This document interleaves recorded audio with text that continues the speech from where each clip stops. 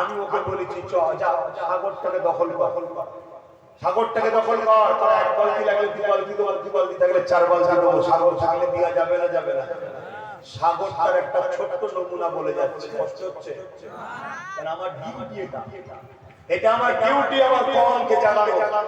এতে যদি কারো বুক ফাটে আমি তাকে বলবো আল্লাহ তোকে হার্ট অ্যাটাক করে মেরে দিক, তোর মতো বেঈমান মুনাফিক বেঁচে থাকার থেকে মরে যাওয়া ভালো। কারণ আমার কওম খেতে পাচ্ছে না, আমার ভাই মূর্খ হচ্ছে, আমার সমাজ চোর হচ্ছে, ডাকাত হচ্ছে। যখন টিভিতে বদনামটা হয় শুধু তার হয় না, আমারও হয়। কথা বলছে না, বলছে না, সবাইকে ভাইকে ভাই। এই চোর হচ্ছে কেন? অভাবের জ্বালায়। দুর্নীতি আমার ঘরে বেগুলো খারাপ হচ্ছে কেন? অভাবের জ্বালায়। তুমি জানো তোমার ডাটা কি বলছে? ডাটা বলে তথ্য 100টা মেয়ে যদি নোংরা জায়গায় যায় তার মধ্যে 70টা মুসলিম ঘরের মেয়ে কেন যাচ্ছে? 70টা মেয়েরই একটাই অভিযোগ, পেটের জ্বালা। এই জ্বালাটা ধরলো কি করে? মুসলমানদের এই জ্বালাটা ধরলো কি করে? তাহলে বড় প্ল্যান করে ধরানো হয়েছে। কারা ধরিয়েছে বলুন? যাদেরকে আমরা সাগরের দায়িত্ব দিয়েছি। সাগরটা কাদের? আমাদের। আল্লাহ আমাদেরকে মালিক দিয়েছে, কিন্তু আমরা দায়িত্ব যাদেরকে দিয়েছি তারা আজকে আমাদেরকে এই জ্বালা ধরিয়ে দিয়েছে। শুনছেন তো নাকি? সাগরটার নাম হলো ওয়াকাফ স্টেট। কি নাম? ওয়াকাফ। শুনবেন না বাধ্য? আমি সবাইকে জিজ্ঞেস করছি, হাত তুলে তুলে বলেন শুনবেন না বাধ্য? শুনবেন না বাধ্য? হাত নামান। সাগরটার নাম কি? ওয়াকাফ সম্পত্তি, যার 5 বছরে ইনকাম কত?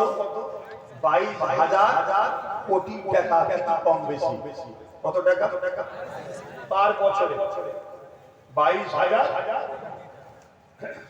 কোটি টাকা, 5 বছরে। ওই টাকাটার মালিক কারা? জোরে বলুন। আমরা ইসলামের অনুসারীরা।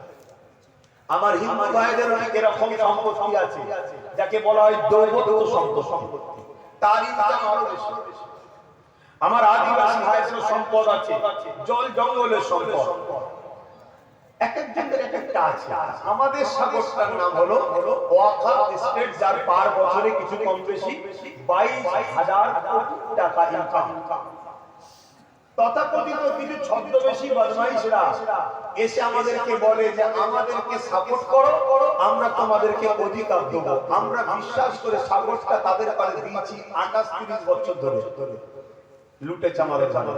ঘুম যেদিন ভেঙেছে অন্য একজন এসে জাগিয়ে বলেছে আমাকে দাও, আমরা তোমাকে দেবো। তাদেরকে আবার 34 বছর দিয়েছি, তারাও লুটেছে আমাদের ঘরে। আবার কেউ এসে ঘুমটা দিয়ে বলেছে আমাকে দাও, আমি দেবো, তারাও আজকে আমাদের ঘরে লুটছে। শুনছেন না? শুনলেন না? কত ইনকাম? 22। আমাদের কেউ গরিব থাকে? এত গরিব কেন? কেন আমার সম্পদকে দায়িত্ব দিয়েছি, চোরের হাতে সে চুরি করে করে শেষ করে দিচ্ছে।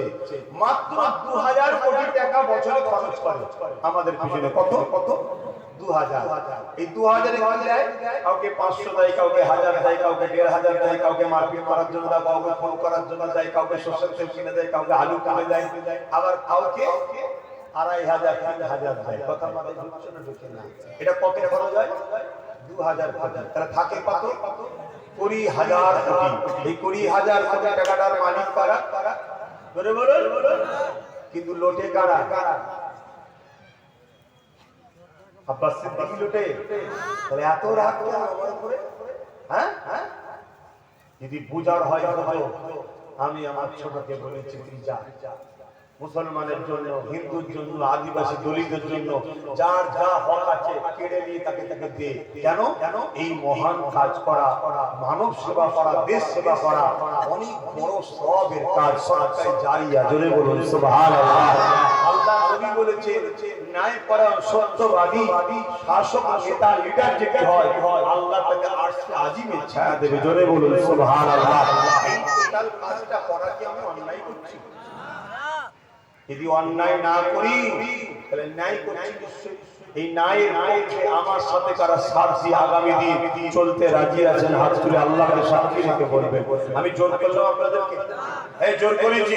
হাত লম্বা করে বলেন। বলুন ইনশাআল্লাহ। দেশের জন্য, সমাজের জন্য, গরিবের জন্য, এতিমের জন্য, বিধবার জন্য, গরিব মুসলিম হোক হিন্দু হোক যেই হোক সবার জন্য আমরা লড়াই করবো। রাজি আছে? রাজি আছে? আলহামদুলিল্লাহ। নামাজ হবে, রোজা হবে।